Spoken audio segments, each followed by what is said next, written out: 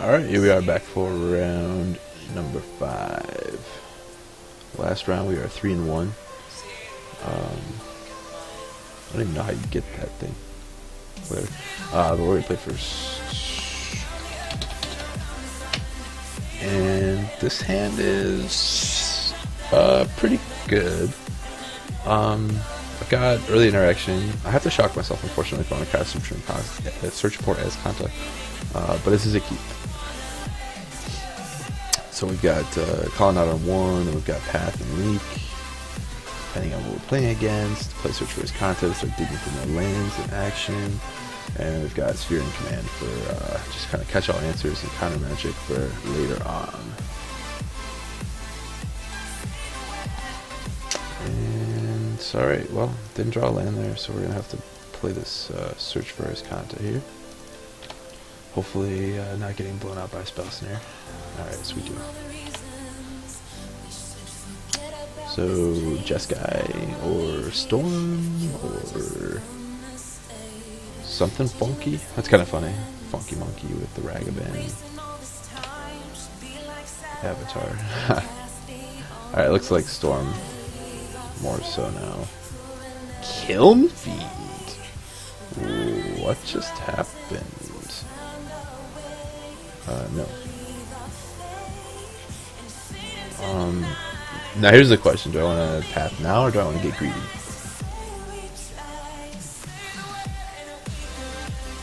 I could also just Spirit, because I know that I'm going to be, like, doing other things. I could also just play Gideon. I think that actually playing Gideon is probably my best bet here.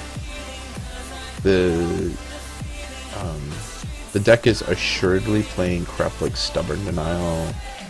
It's probably playing Spell Pierce. It's probably playing Dispel in the main. Probably playing stuff like Apostle's Blessing. I mean, just naming off the possibilities here. Could go like Nivik Cyclops here or something. Thinging Ice. Okay. I think Ice is manageable. I can deal with Thinging Ice.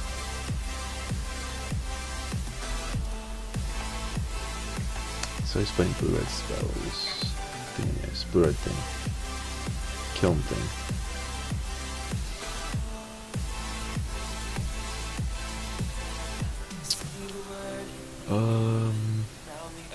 Yeah, okay. Trying to think of like the differences between Modern and Pauper. So like you can't have like Shadow Rift and I mean, I guess he could play Inside Out, but that doesn't really do anything in this deck.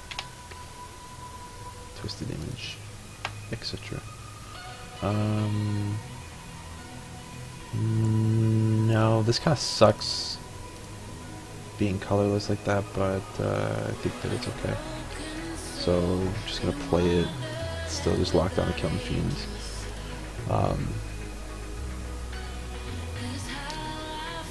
And I'm just gonna pass, and I'm gonna try to use Field, I think, to blow up Steam Vents and get myself another island. I can still play Path and leave a Leak. I can also play Sphere on the following turn. So I've got a decent amount of options here. She's gonna Peek. That's fine. Peek is a sweet card. I like Peek a lot. I think Peek is a great card. I play one of Peek in my blue-red Breach Moon deck. I don't really play that much anymore, but I did when I played that deck. So this thing just bounces. Yeah, it bounces dorks. So.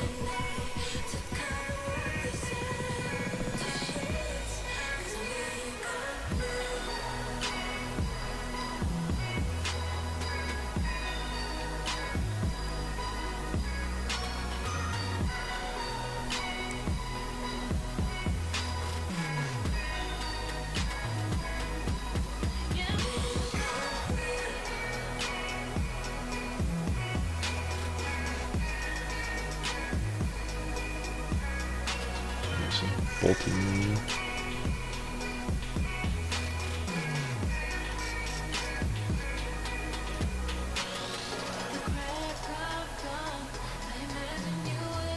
So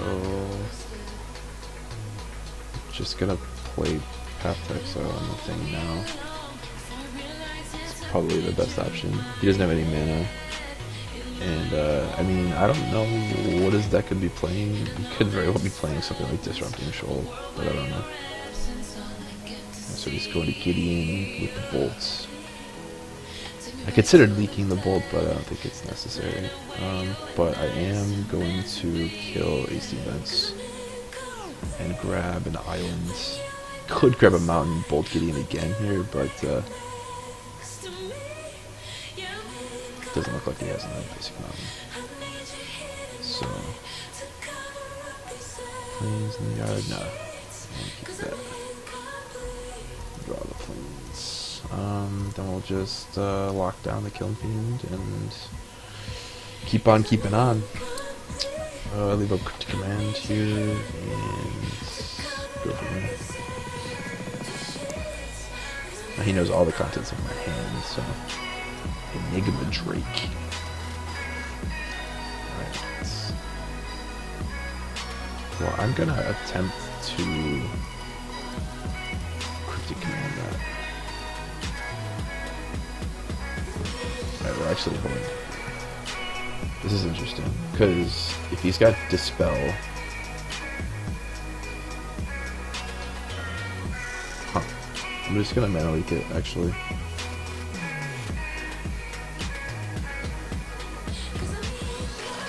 He's more likely to have main deck Spell Pierce than he is to have something like Dispel in the main deck. So if he Spell Pierces my Cryptic Command, then that's like really feels bad, man. But if I am able to, you know, swing it like that, then that's a lot better. Use my mana leak while I still can, because he's got a lot of 1 mana stuff, so. And now I've cut him down to a single red source, so he can't, like, you know, double spell me in any way, so. And I might even, well, probably not right now, yeah. I'm still in good shape. I'm gonna keep Logic Knot. I'm gonna lock that down and just pass. I don't really need to, like, turn the corner quite yet, so.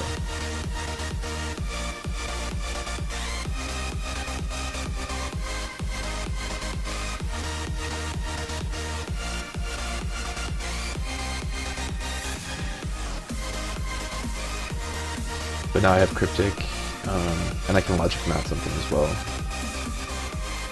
Like Enigma Drake.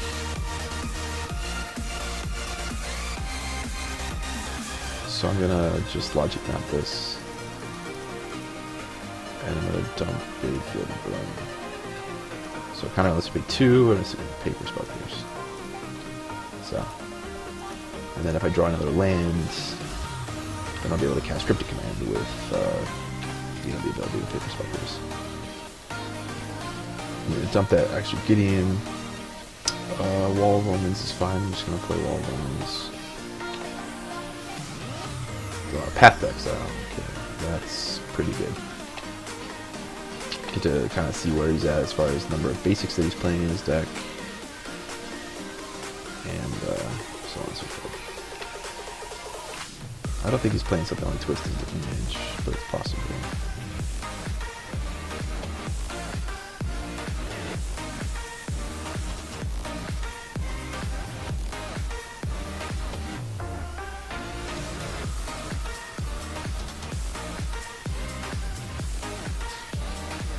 Alright, there's another thing on the ice, that's fine.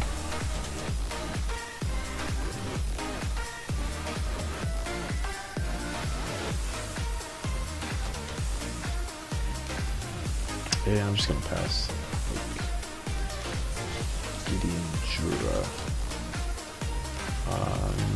No, I'm gonna keep Gideon Jura, actually. And we're gonna prevent all the damage from this Kiln Fiend. And I'm just gonna pass again. If he wants to go spell, flip the thing, bounce all the things, and try to attack Gideon, that's fine. Because then I'll just go, like, I can just play Cryptic Command, be like, tap his team. And then like if he's got the spell pierce, then I just path the horror. So.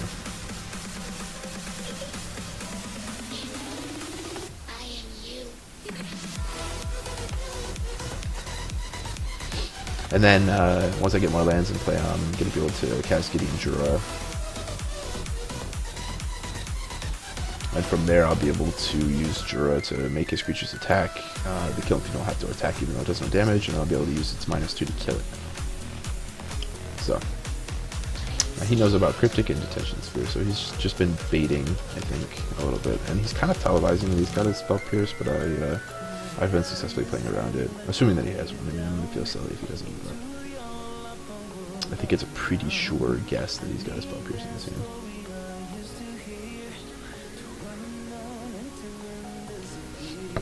His mismatched basics are like really tilting me.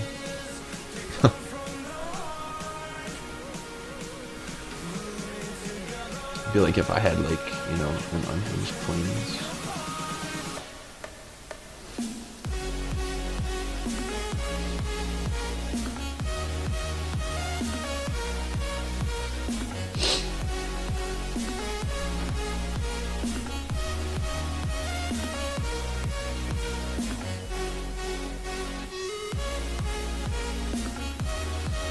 Alright, Monkey Man. You're the killer.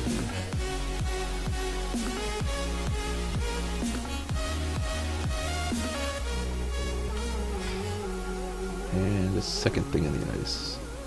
So what we're gonna do is we're gonna counter the thing in the ice.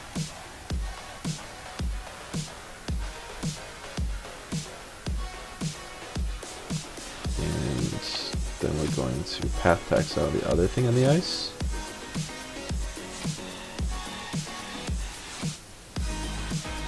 And then we're going to Detention Sphere both Killing Fiends and probably attack with Gideon.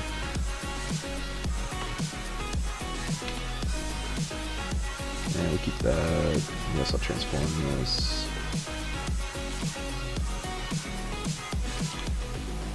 So now we get to play our Spear. And have both Killing Fiends. Yep. And so we're gonna go full 4 attack. And now we've got a Cryptic command. I'm just gonna crack this right now just because there's no sense in not. Got an island and just pass. So now we have Cryptic as Kanta. And we're gonna be bashing with Gideon every turn, so I don't think that my opponent really has a shot here, but I've taken out 3 Thing in the Ices, 2 Killing Fiends, and 2 Enigma Drakes. So he's running low on ways to actually kill me. So, and I don't think he's running something like Mythic Cyclops. So, all right, cool.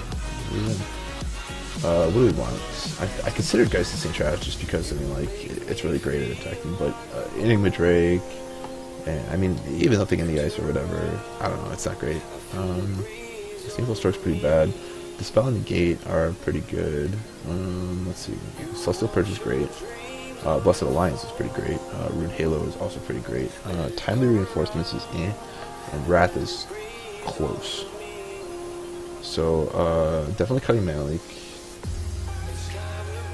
So a lot of his cards cost like 1 and they just don't do a lot.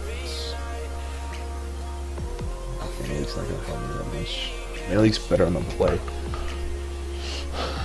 For that reason, we're also going to be cutting Logic Knot.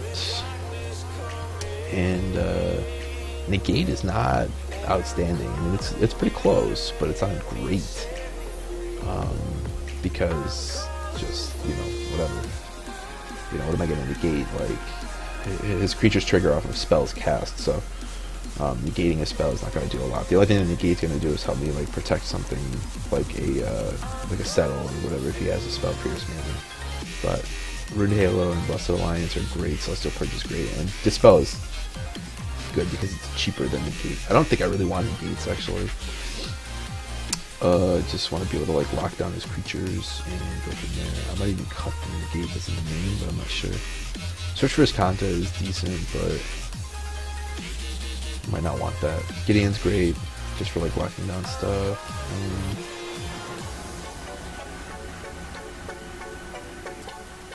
Settle, I could kind of get him with Settle. Maybe I cut Rev. Rev's kind of expensive.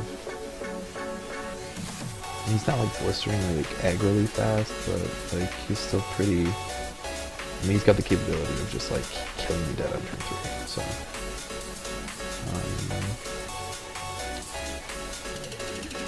yeah, I think on that draw I'm gonna cut Search for Escanta. I think I just want to be like whatever.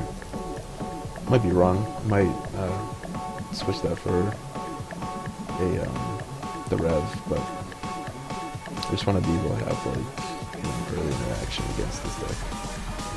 So this hand's pretty great against him. He gets to play Colonnade on turn 1, and if he's got a creature on turn 2, he'll just get to path it, and then if he's got a Spell Pierce, then I get to extend it back and path it. If he doesn't have Spell Pierce,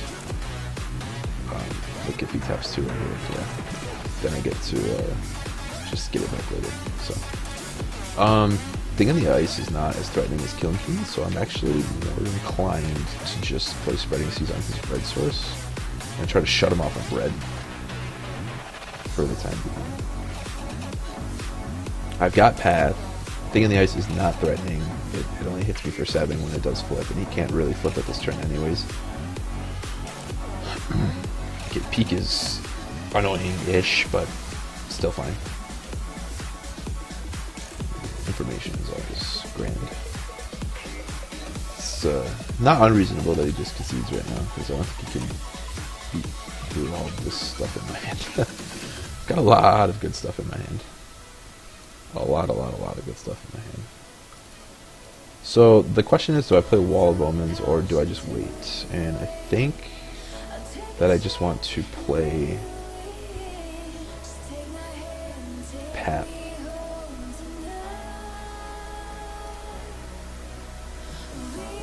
He could have like a Salt Strobe or something bizarre. I doubt it, but I don't know. I just want to Path his guy and not get blown by Spell Pierce. I mean, I may be investing way too much into this Spell Pierce thing, but like, I mean, there's no sense in getting like just busted up by a card for no reason if you don't have to. Alright, so I'm just gonna let this happen. It's gonna Path in response, but and I'm more plays. Okay, and more plays is fine.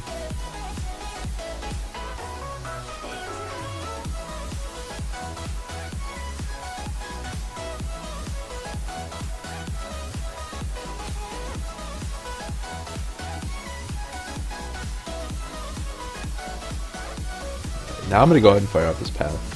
He has to have double Spell Pierce or Dispel. Because I am kind of worried about just something weird. Like, I don't know what he could have, you know? Like, he's playing these Manamorphoses just to, like, cycle through and, like, get mana. Like, he could have something ridiculous, like, freaking Assault Strobe plus... I don't even know. You know what I mean? He just could have something stupid that, like, just kills me, and I don't want to, like, just lose for no reason.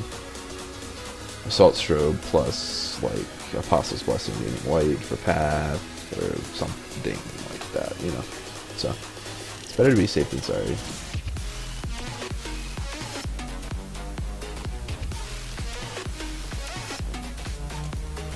Alright, so now he's still representing that freaking Spell Pierce. So I'm going to play this Mystic Gate that he knows about. I'm going to play Spreading Seas on his mountain, get rid of his red source.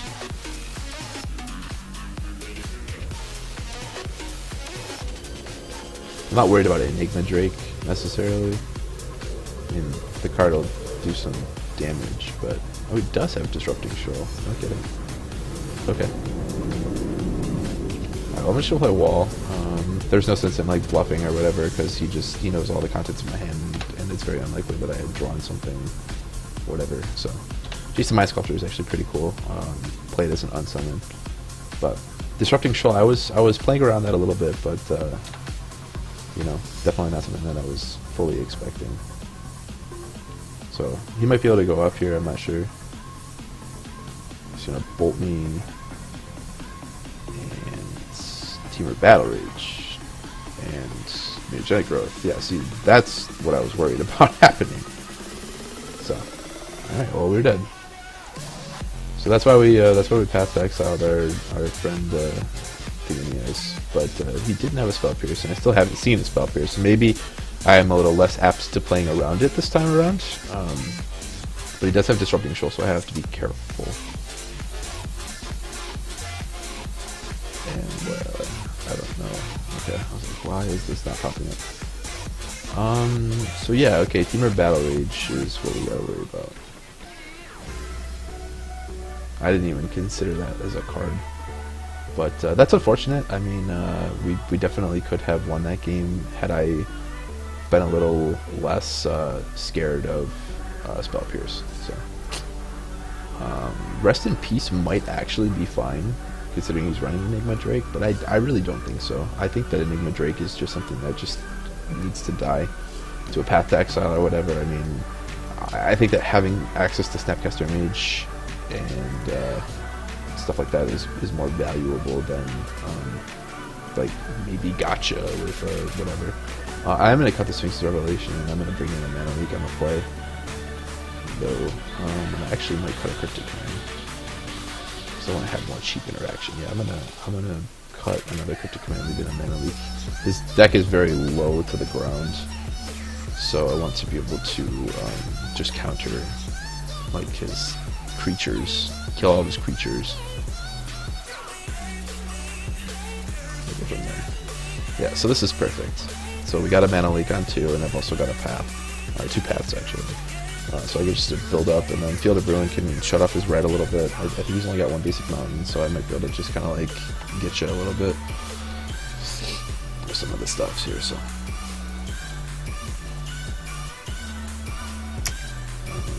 Okay. I'm surprised he's not running something like Monastery Swift Spear, but I suppose it's not, you know. Yeah, I'll play Floodstream, that's fine. He might be playing Blood Moon. I doubt it, though. Again, it's possible. I've got a Mana Leak for Blood Moon, so Peak is really annoying. Just the fact that he knows like what's in my hand is like just irritating.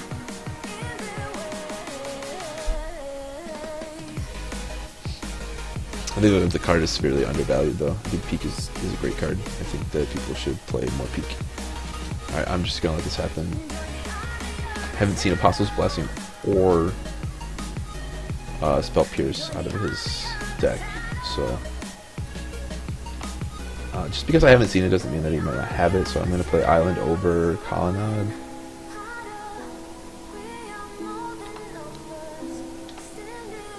But I'm gonna let him just kind of go in a little bit with that Thing in the Ice.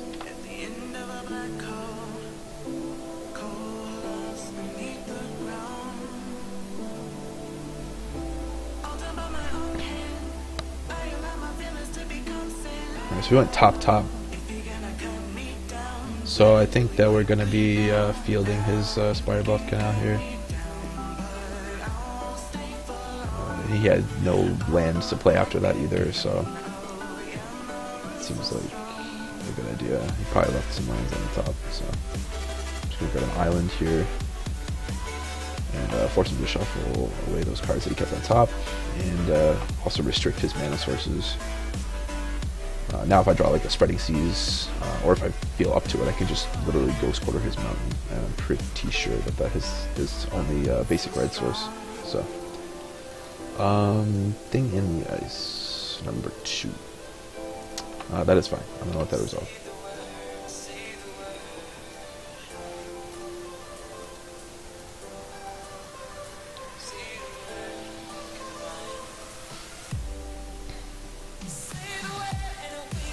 So he's gonna draw cards, Scry 2. I'm gonna wait and see what happens first, but I'm probably just gonna path the thing with the 2 counters on it first. He went bottom with both, but I'm still just gonna path this thing. Just want to get it out of there. He has no other mountain. So Spreading Seas would be a great draw. I have a quarter, but I'm not really like about wanting to use that. I think right now what I want to do is just resolve Gideon while he's tapped out.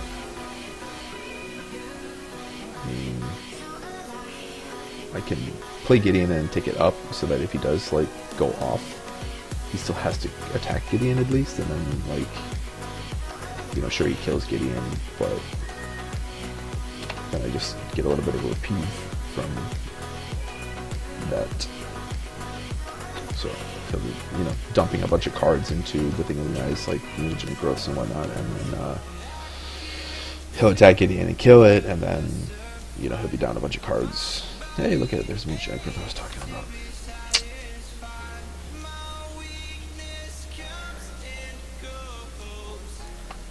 So, unless he has something ridiculous like Echoing Truth to bounce Gideon or whatever, I think that this is gonna turn out okay. Dive Down is an interesting card.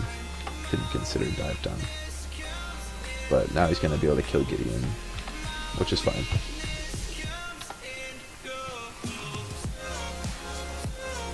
Ooh, okay, that's interesting. So I drew a Gideon of the Trials. Because he could have Dispel here.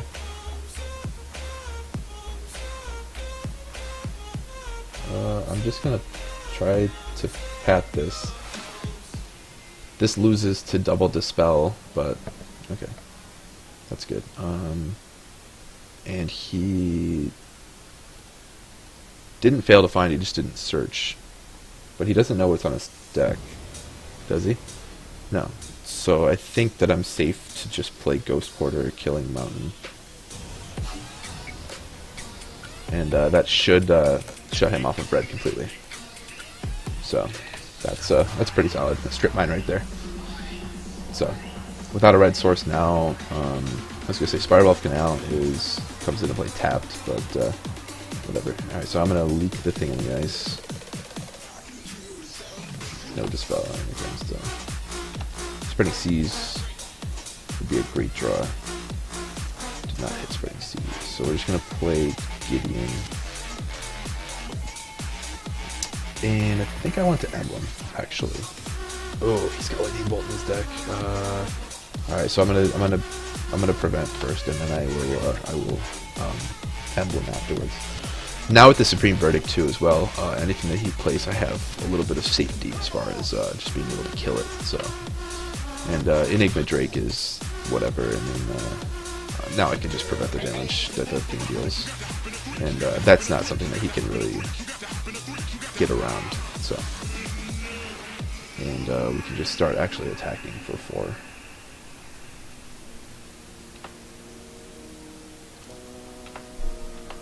Colonnade, so I am definitely far from out of this game. We're in a very good position, but this can change very easily. I'm sure there's some sort of cobbled together thingamajigs that he can put on the battlefield that really wreck me, but with him overextending like that, I think that Supreme Verdict is going to really be a problem for him here. So I get to blow up everything, and then make Gideon a 4/4 and attack.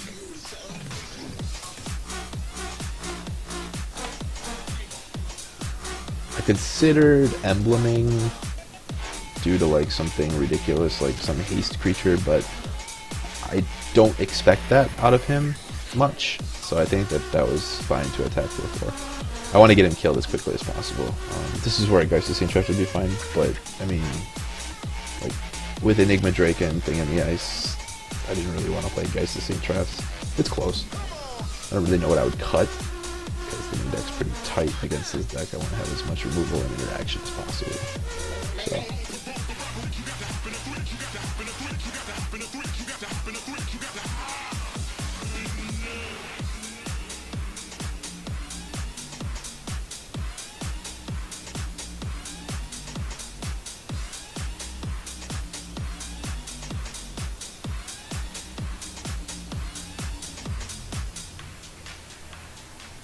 He's in the tank.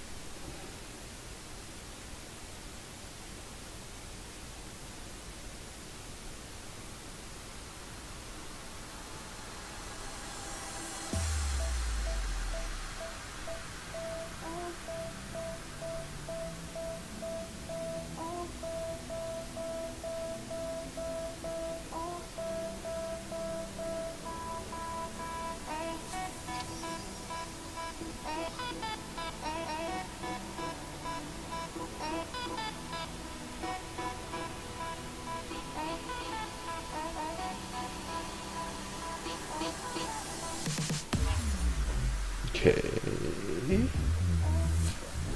I think it's on him.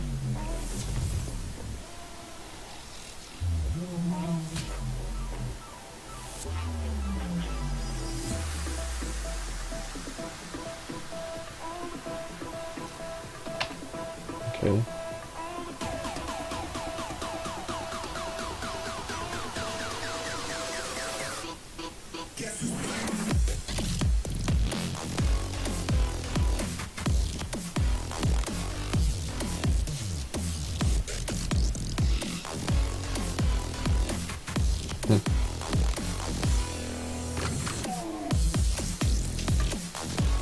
Alright, well, I mean,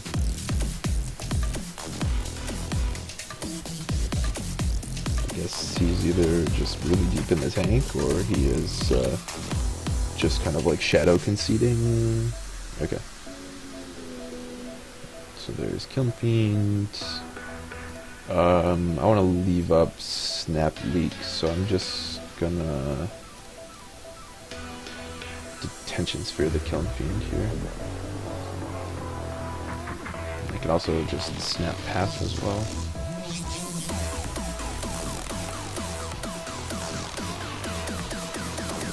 And we'll get a full here.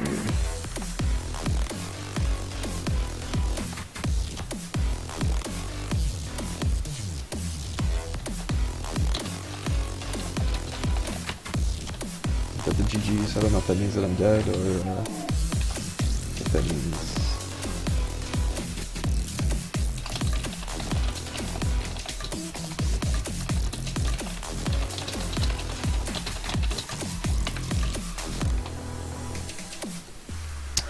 Yeah, it's a pretty cool deck. Dive Down is definitely a card that would have, blown me out. I would not have been playing around that as much as like Apostle's Blessing, but Dive Down is a lot better.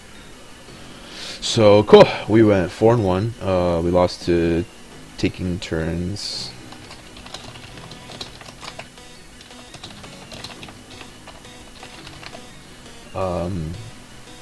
And we beat a lot of like tier 1 stuff. I mean, I think that this match was probably like unwinnable, honestly. But we beat, what did we beat? Control Mirror, you Blue White Control Mirror, As Foretold, Pile, something. Bant, Resto, Eldritch Evolution, whatever. And Funky Monkey on Killing Fiend.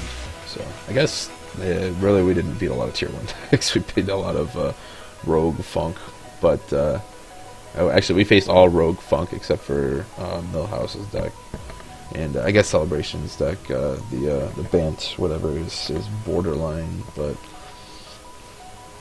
I don't know. Anyway, deck plays well, I think, and probably made a few mistakes and things. I mean, I'm sure I did, but I like to get the practice in, and modern PPTQ season's coming up, I think, in the summertime, and hopefully be able to go from there. So let me go ahead and crack some of these though, because I like to crack some chests after I complete a league. All right, what we got? We got Overgrown Tomb. All right, so that's pretty good. Overgrown Tomb. Where's that even worth? Probably like $5 or so. Right?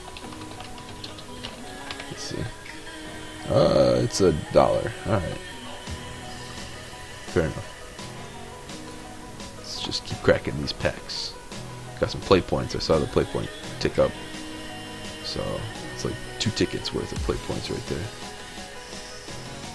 Bang. Grave Pact. A foil Mortivore.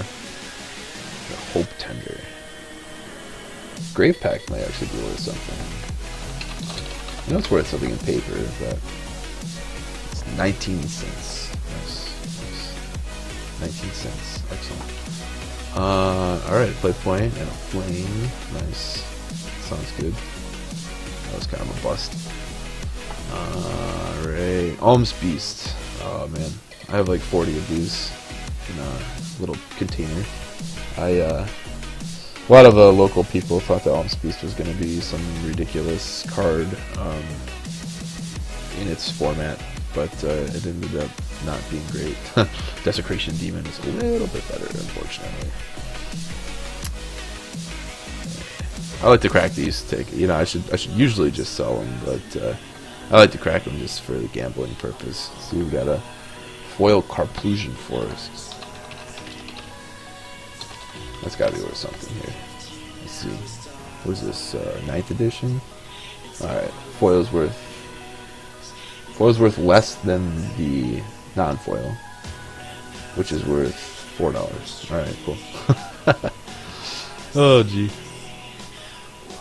Alright, come on. Oh, got a Rook Egg. That's more play points. Alright, come on. Bang. Alright, Font of Mythos. Might be getting that taking turns deck, right? And just some more garbage. Alright, well, anyway. I had fun. I've cracked Tarmogoyf. I've cracked Force of Wills in here, in chests. And I just cracked a bunch of other, like, semi-valuable stuff, like from Commander and whatnot. But, yeah, anyway, so that's the deck, and assume that you're gonna see more videos. But yeah, I'm gonna try to be streaming a little bit maybe, and making more videos in the near future. So keep watching, and thanks for checking this out. And for more content, check out mtgotraders.com, and check out my YouTube channel. All the stuff is pretty much outdated, but if you want to comment and subscribe and stuff, I try to get back to everybody. And if you want more insight on the blue-white deck, check out Francesco's group, Francesco Neo Amati. He's got a blue-white UWX modern mid-range group on Facebook, and it's real swell. There's a lot of cool guys on there, and a lot of innovation taking place every day. And Fran is a rock star. He goes above and beyond for the group, and always brings the latest decks and the latest strategies, and opens thoughtful discussion about like card selection and like why X is better than Z and so on and so forth. So check it out.